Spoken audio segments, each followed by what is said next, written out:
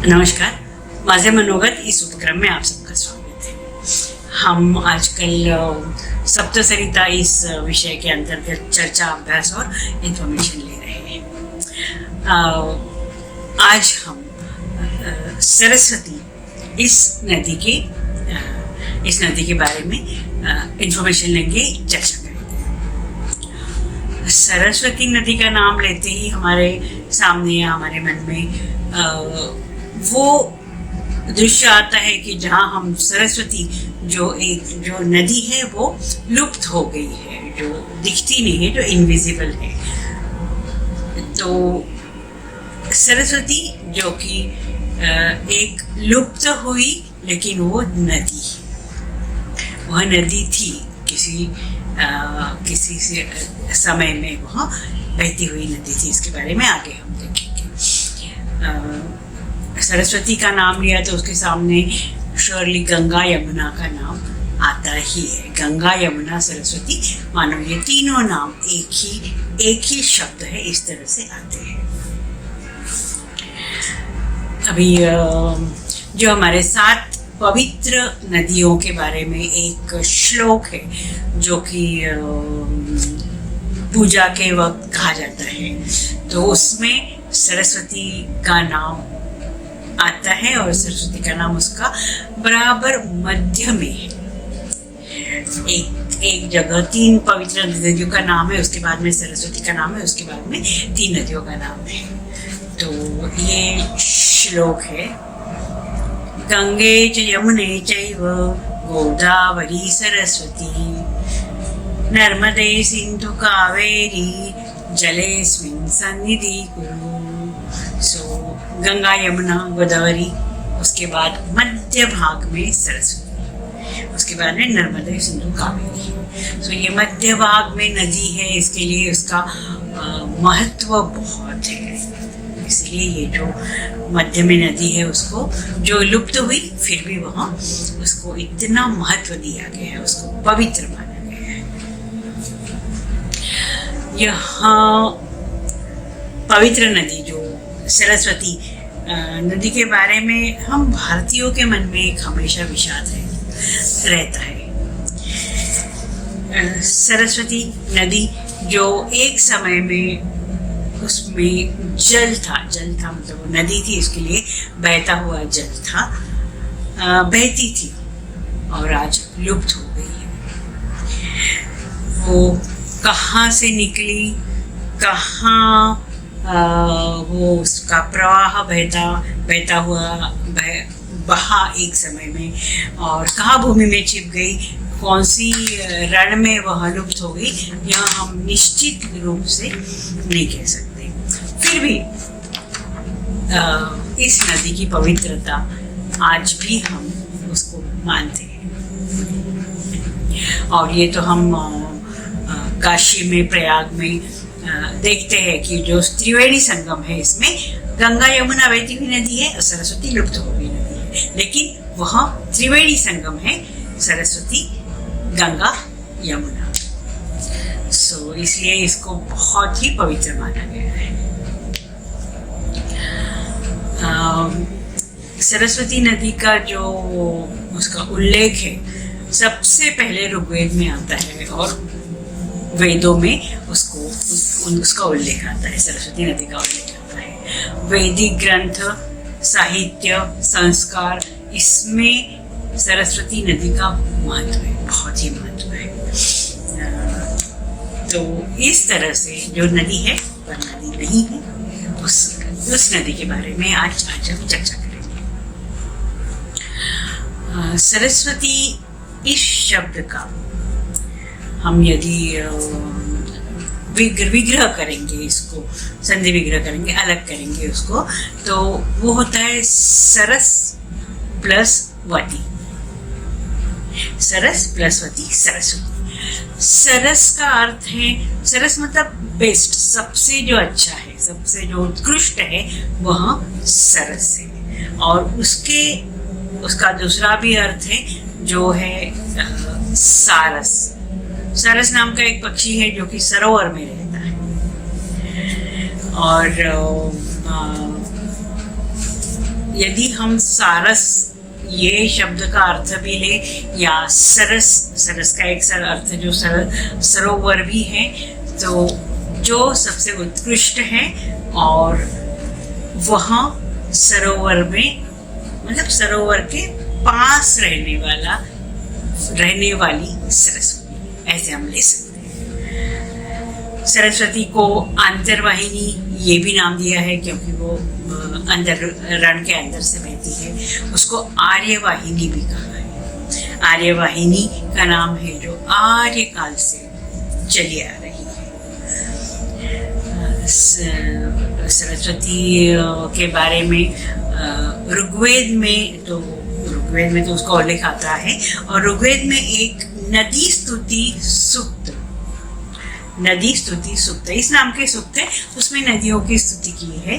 तो इस सूक्त में, इस हिम्स में सरस्वती को यमुना और सतलज, ये जो नदियां हैं, उस नदियों के बीच में जो बहती है उस वैसे उसका उल्लेख है, क्योंकि यमुना सरस्वती और सतलज ये तीनों बहते हैं, ऐसे सरस्वती बीच में है।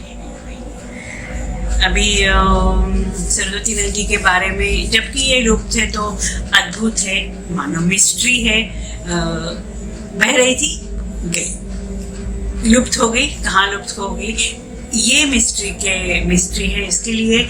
इसके बारे में बहुत संशोधकों ने संशोधन किया है।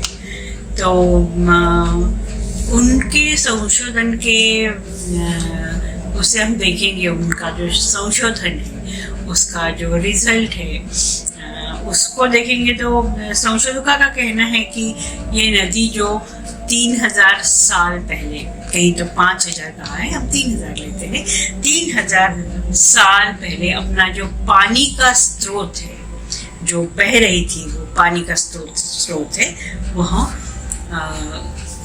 खो चुकी है। और वहाँ ऐसे भी कहा है कि जो ग्रंथों में ऐसे ही कहा है कि ये जो सरस्वती का स्रोत है, वहाँ अपना जो पानी है, वहाँ समुद्र में खो दिया है। अब यहाँ हम समुद्र का अर्थ सागर या ओशन ऐसे नहीं लेते हैं। समुद्र का एक अर्थ सरोवर भी है। तो हमने वो सरस्वती का विग्रह किया था, ये और ये वो मैच होते हैं। तो हाँ, सरस्वती नदी जिसने अपना जो पानी है वो सरोवर में खो दिया है, सरोवर में वो लुप्त हो गई है, तो ऐसी सरस्वती। ये सब संशोधकों का भी संशोधन है, और वही मैच होता है जो हमारे ग्रंथों में कहा है। अब सरस्वती का जो उगम है, सरस्वती का उगम कहते हैं कि सरस्वती का उगम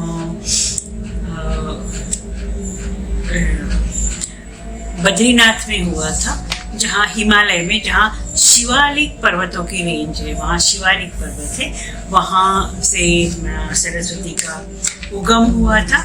और ये वहाँ से निकल के आज के इसमें पंजाब है, हरियाणा है, राजस्थान है, इस राज्यों से बहते हुए त्रिवेणी संगम तक आती है और वहाँ लुप्त होती है।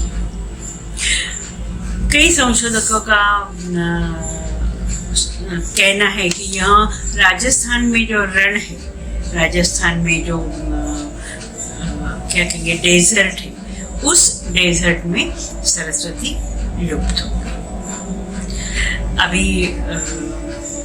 अभी इसमें अलग अलग मतभेद हो सकते हैं, लेकिन अभी सरस्वती नहीं है, हम इतना कह सकते हैं।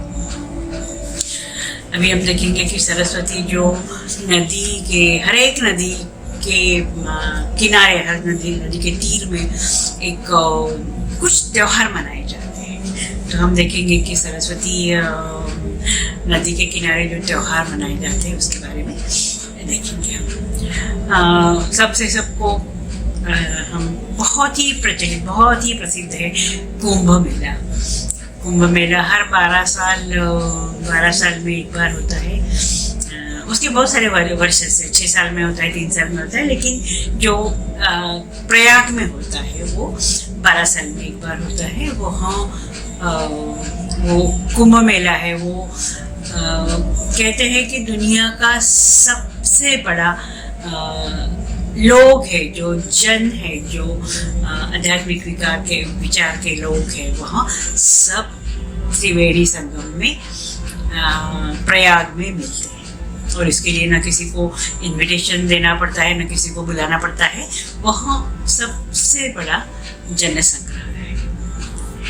अब त्रिवेणी संगम है, गंगा, यमुना, सरस्वती, यहाँ तीनों नदियाँ जहाँ प्रयाग में मिलती है, वहाँ कुंभ मेला है। वहाँ हर 12 साल बाद कुंभ मेला होता है।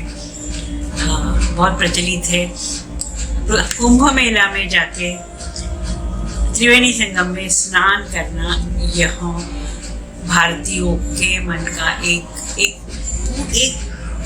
उनकी इच्छा होती है, एक अभिलाषा होती है उनका। कहते हैं वो एक जीवन में एक बार तो कुंभ मेला जाना है, त्रिवेणी संगम में स्नान करना है।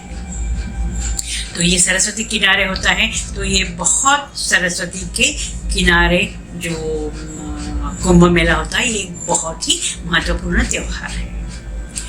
अभी कुंभ मेला में जहाँ सरस्वती गंगा यमुना के बारे में जब चर्चा की है, जब हमने देखा है कि गंगा एक साइड से गंगा आती है, दूसरी साइड में यमुना आती है, दोनों मिलती है, और बाद में यहाँ त्रिवेणी संगम में ये तीनों नदियाँ मिलती है। सरस्वती सूक्ष्म रूप से होती है वहाँ, गंगा और यमुना यह स्थूल रूप से होती है। अभी भी जब हम लोग भी कुंभ मेला में गए थे, तब वहाँ त्रिवेणी संगम है, उसके थोड़ा एक आधा किलोमीटर कहेंगे कि पहले वहाँ एक पर्वत है। वहाँ पर्वत से जैसे पानी का प्रवाह आता है और वो रुक जाता है, और जब वो उसमें जो निशान हम कहेंगे कि वहाँ निशान होते हैं, वो पानी आने के, वहाँ वो सफ़ेद निशान वहाँ दिखते हैं। और वहाँ के रहने वाले ज्ञानी लोग, पंडित लोग, स्थानिक लोग हैं, वो कहते हैं कि यहाँ से सरस्वती बहती थी, और उस पहाड़ से सरस्वती आके किसी समय में, किसी ज़माने में, 3000 साल पहले, या हमको अभी की एग्जैक्ट कुछ भी पता नहीं, लेकिन वहाँ से आके गंगा यमुना में त्रिवेणी संगम, मतलब जब यहाँ तीनों मिलते थे, वहाँ वो संगम होता था। अब ये तो श्रद्धा की बात है, या तो ये तो जब हम देखते हैं तो मानते हैं कि वहाँ से सरस्वती एक बार बहती होगी। अभी सरस्वती के बारे में, उसके त्योहार के बारे में जब मैं अभ्यास कर रही थी, जैसे बाकी कुछ किताबों में या कुछ ग्रंथों में इसके बारे में, इसके रेफरेंस देख रही थी, तो मुझे एक बहुत अनोखी, अद्भुत और नई चीज़, जो बहुत लोगों को पता नहीं, मतलब मैंने भी पहली बार उसके बारे में पढ़ा है। तो ये मतलब ज़रूर हम ये नई चीज़, नया त्योहार ही है, लेकिन नया मतलब हमको पता नहीं और इतना प्रचलित नहीं है। शायद ज्ञानी पंडित लोगों को पता होगा, या जहाँ जो बहुत श्रद्धालु है उनको पता होगा। यहाँ इस त्योहार को सरस्वती पुष्करम कहते हैं। पुष्करम यह त्योहार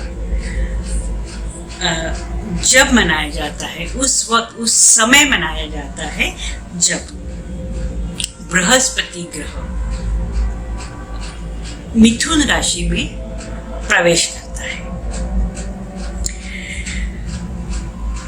और जब बृहस्पति, गुरु और बृहस्पति एक ही है उनका नाम, लेकिन यहाँ गुरु ग्रह जो है वो मिथुन राशि में प्रवेश करता है, तब यहाँ 12वें दिन या 12 एक्चुअली एक महीना है, उसके बारे में हम आगे देखेंगे स्टोरी। तो ये 12वें दिन वो मनाया जाता है और इसका नाम है सरस्वती पुष्कर। अब थोड़ा सा हम ये पुष्करम के बारे में चर्चा करेंगे, क्योंकि पुष्करम ये बहुत व्यापक इसके बारे में एक ग्रंथ में दिया हुआ है। एक बहुत ही इंटरेस्टिंग बात यहाँ होती है कि पुष्करम क्या है, क्या त्योहार है, कैसे मनाया जाता है, कहाँ कहाँ मनाया जाता है, कितने दिन में मनाया जाता है। एक बहुत इंटरेस्टिंग, बहुत अद्भुत और बहुत ही जो जानी चीज़ नहीं है, जाना जो हमको उसके बारे में इंफॉर्मेशन नहीं है, ऐसी बात है। एक ग्रंथ है जातक कथा। जातक कथा में एक कथा आती है और इस कथा का जो संदर्भ है वो पुष्करम से।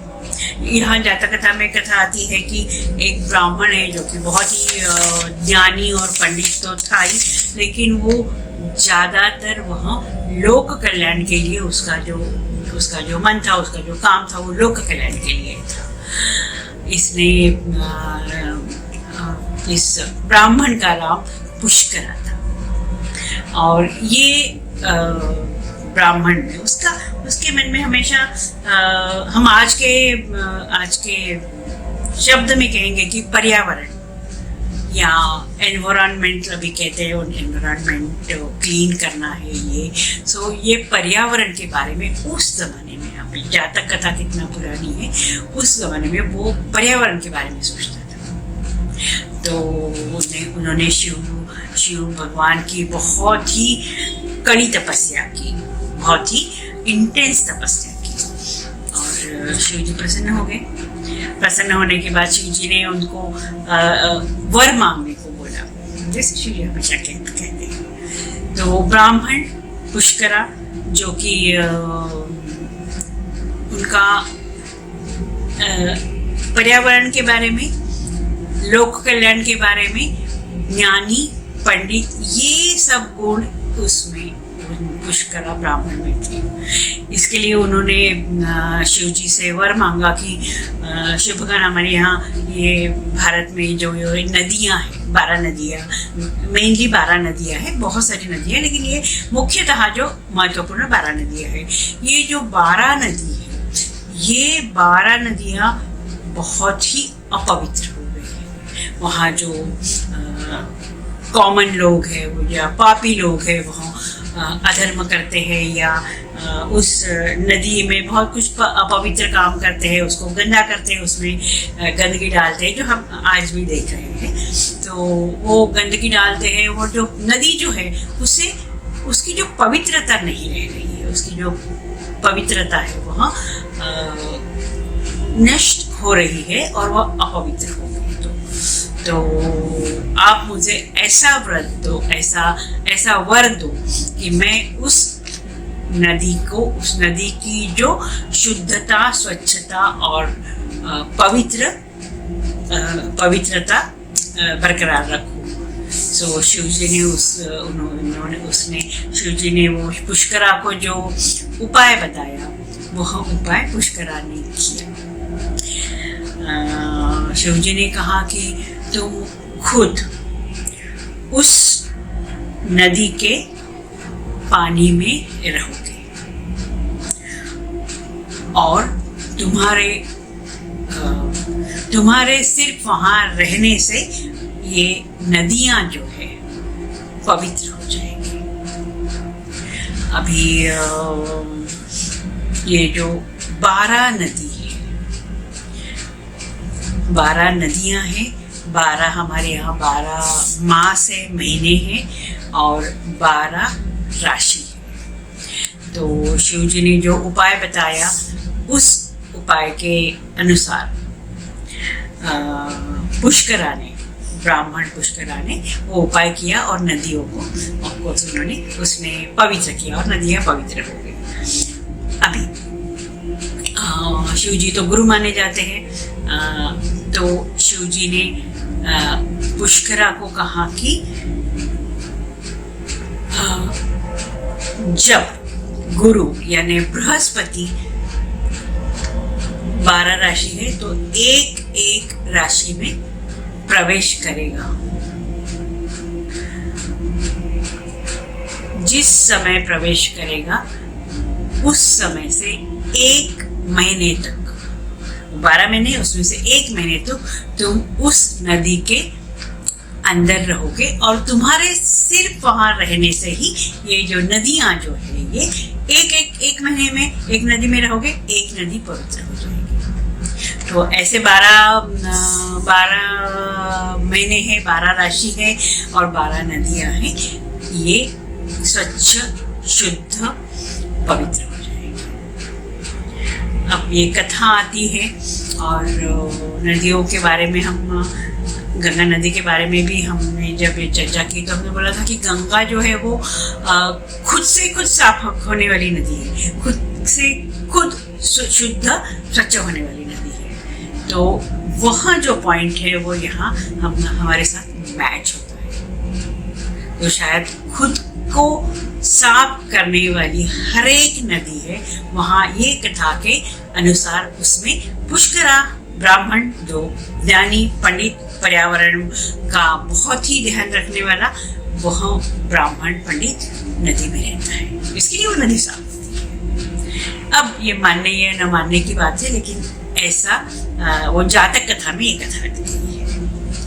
तो जब हम देखेंगे कि सरस्वती जो है, हम सरस्वती की बात करें, सरस्वती नदी की बात कर रही है, तो जब बृहस्पति मिथुन राशि में प्रवेश करता है तो सरस्वती पुष्करम यह त्योहार माना जाता है, 1 महीने के लिए वो मनाया जाता है पूरा। अब ये ऐसे है कि पुष्करम, इसका जो इस त्योहार का जो या इस पर्व का जो उल्लेख है ज़्यादा नहीं है, इसके लिए शायद ये इतना प्रसिद्ध नहीं है, प्रचलित नहीं है, पता नहीं है लोगों को।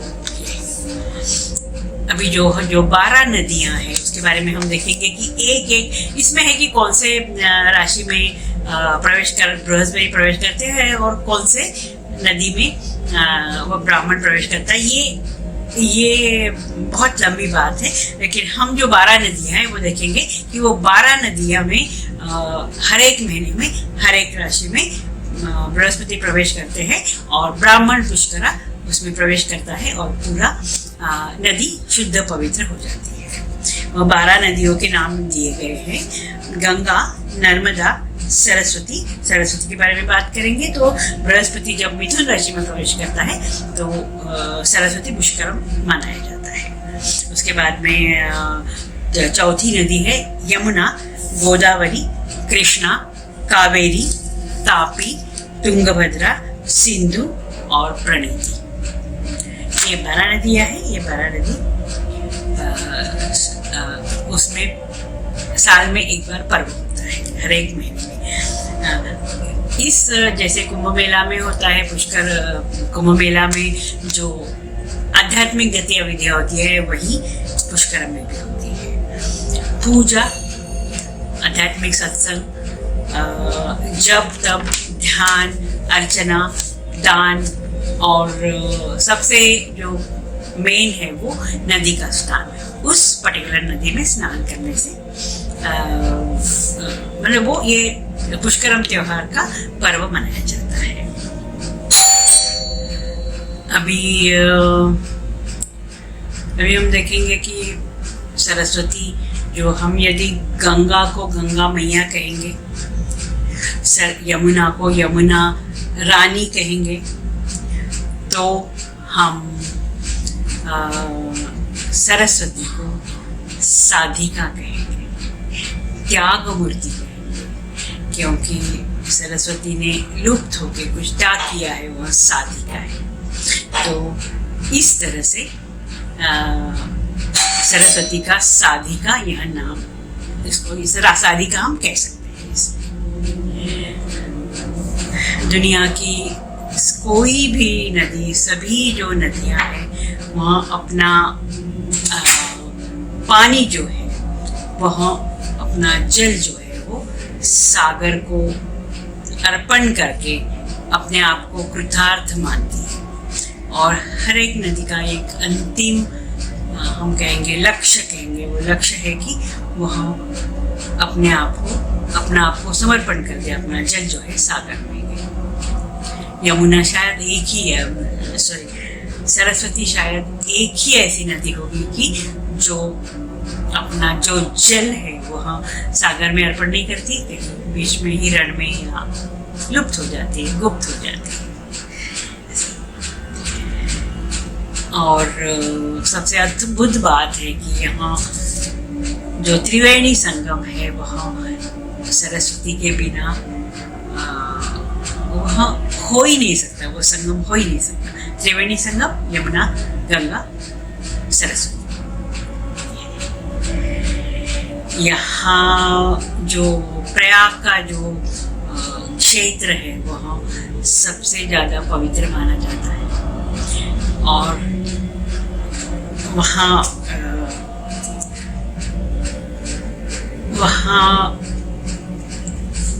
त्रिवेणी संगम में पूरा आध्यात्मिक एक पूरा मेला होता है। सत्संग, यज्ञ, याग, जप, तप, स्नान, नदी स्नान, ये सब होता है। ये उस सरस्वती नदी के किनारे होता है, उसके तीर पे होता है, जहाँ है नहीं, जल है ही नहीं। बाकी सब नदियों में जो त्योहार होते हैं, पर्व होते हैं, वहाँ जल है, लेकिन यहाँ सरस्वती नदी का जल नहीं है। फिर भी वहाँ जगह जो है वो सबसे पवित्र नदी, पवित्र क्षेत्र माना जाता है। यह कितनी अद्भुत बात है। ये जल नहीं है, बहता हुआ जल नहीं है, फिर भी यहाँ श्रद्धा और ज्ञान का जो प्रवाहित होने वाली सरस्वती है, संस्कृति की प्रवाहित सरस्वती है। इस प्रवाहित सरस्वती का जो दैवी प्रवाह है, जो कि हम देख नहीं सकते अपनी इस चर्म चक्षु से, हमारी इस आंखों से देख नहीं सकते, उसको श्रद्धा के आंखों से ही देखना। वो हमने कहा तो कि जो पर्वत से जो जल बहता था, अभी जो उसका जो है कुछ वहाँ थोड़े निशान है, तो अभी श्रद्धा के आंखों से हम देखेंगे तो हमें वो जल बहता हुआ नजर आ सकता है। अर्थात ये श्रद्धा और भावना की बात है, भक्ति की बात है, श्रद्धा की बात है, लेकिन सरस्वती का प्रवाह वहाँ है, गुप्त रूप से, लुप्त रूप से, लेकिन सरस्वती का प्रवाह है। यह जो स्थूल सरस्वती है वह तो विस्मृति के रण में लुप्त हो गई है। वहाँ सूक्ष्म आंखों से तो हम देख नहीं सकते, वहाँ सूक्ष्म रूप से, स्थूल रूप से तो है नहीं, पर यहाँ सूक्ष्म अंतर्वाहिनी सरस्वती, विद्या, कला, संस्कृति की सरस्वती कभी भी लुप्त नहीं हो सकती।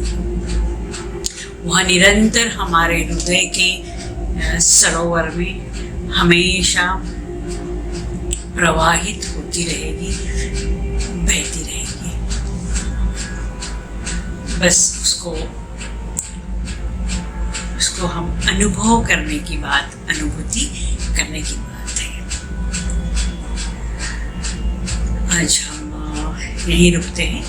अगले क्लास में हम अगले सरिता के बारे में चर्चा